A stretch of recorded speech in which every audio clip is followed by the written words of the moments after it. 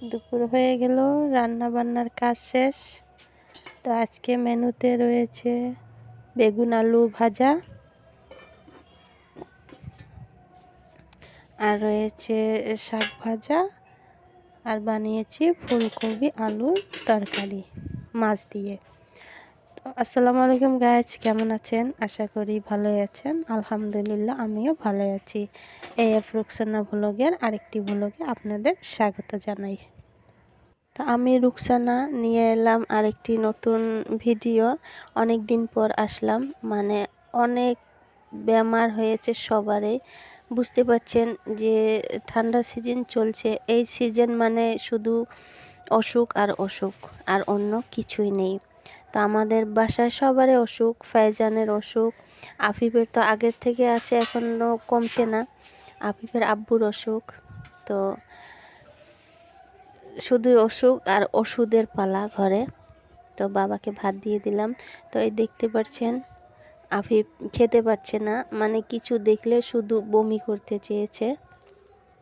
ফাইজানের খুবই অসুখ, ওর বুকে কফ হয়েছে অনেক। তো কয়দিন আগে ও শ্বাস নিতে পারছিল না, তো এখন একটু অসুস্থ হয়েছে। কিন্তু আফিফের জ্বর এবং এক্সামও চলছে ওর। তো জ্বর নিয়ে এক্সাম দিচ্ছে, মানে ওর বাবা বাইরে থাকে, ও এক্সাম দিয়ে সঙ্গে সঙ্গে এসে পড়ে। তো আজকে একটু আরাম পেয়েছে, তো দেখতে পাচ্ছেন ও খেলছে। না হলে আমার কোল ছাড়াও কিচ্ছুই বোঝে না, শুধু আমাকে লাগে। তার দেখাই আমাদের এই দেখুন ওষুধের পালা। ফাইজানের এক টপলা, আফিফের এক টপলা, আফিফের আব্বুর এক টপলা, মানে সবারই আলাদা আলাদা টপলা রয়েছে ওষুধের। তো দেখতেই পাচ্ছেন। আর আজান পড়ছে গাইস, আজান দিচ্ছে।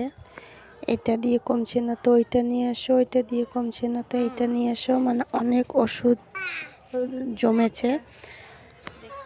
দিদি এসে পড়েছে বিকালে, তো অনেক দিন হয় ওকে দেখতে আসতে চায়, মানে দুই ভাইকে, কিন্তু আফিফের এক্সামের জন্য আসে না, বলে আমি গেলে ও পড়বে না।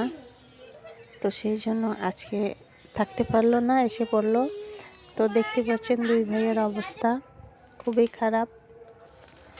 ফাইনালি দুই ভাই ঘুমিয়ে পড়েছে। আফিফ ঘুমিয়ে পড়েছে, ওর ভীষণ শরীর খারাপ, তো ওর শোতার সঙ্গে সঙ্গে ঘুমিয়ে পড়ে। ফাইজান আবার ঘুমাইতে পারে না, ওর নাক বন্ধ হয়ে যায়।